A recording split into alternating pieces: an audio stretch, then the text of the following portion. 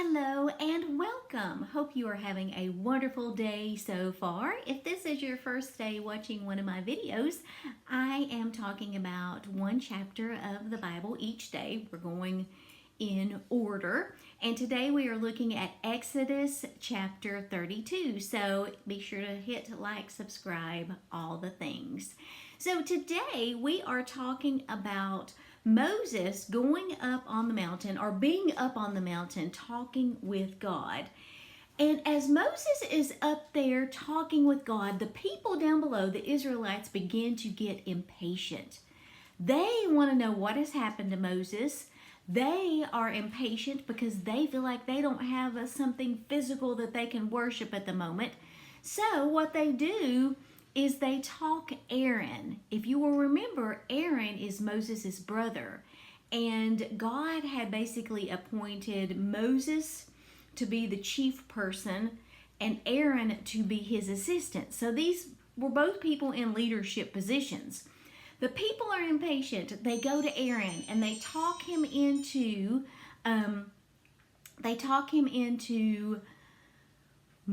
creating an idol for them. Previous to this, people have been worshiping false gods. They've been worshiping idols. So they talk Aaron into creating an idol. So Aaron caves. He gives in and he says, "Bring me all of your earrings, all the earrings that you have on your body, all of your family members' gold earrings." And Aaron takes those earrings and he melts them down and crafts or creates a golden calf from the gold from the earrings.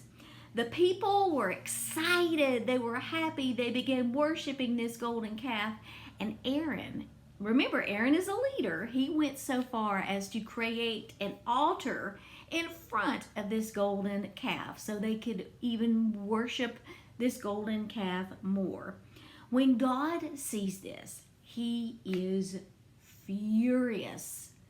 God is furious. And he at that time says he's going to destroy the people. He's had it. He's going to destroy the people. Well, Moses tries to plead a case for the people. And God says that he will not kill them, but they will be punished.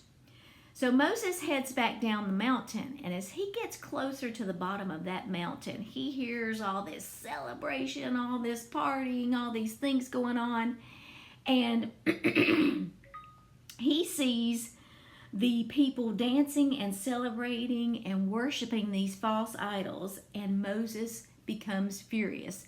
As a matter of fact, he becomes so furious that he has those 2 stone tablets where the 10 Commandments had been written with God's finger. He takes those and throws them down, and they crumble to pieces. So that's kind of in a nutshell what happens in today's chapter.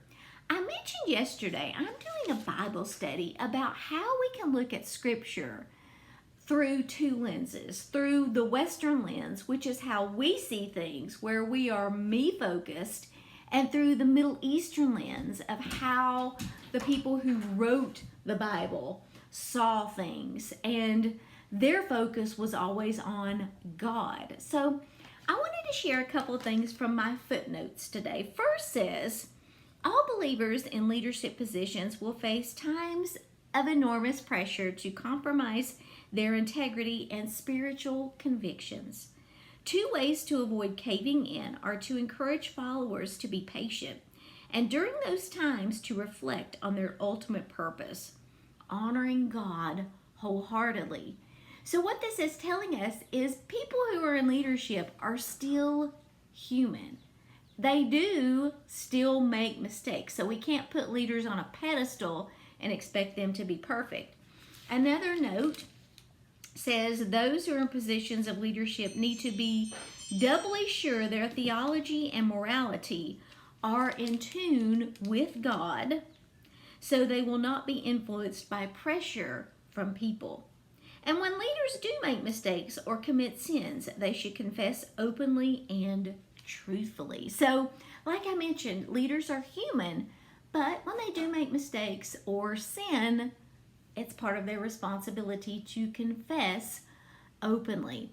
So if we're looking at things through a me lens, we may see some things about how we may act in certain situations. And if we're looking at things through the God lens or the Middle Eastern lens, I should say the Middle Eastern lens, we can see God's mercy again in this passage. At first, he was going to condemn these people to death for worshiping other idols. But Moses kind of stepped up and talked with him, pled the people's case.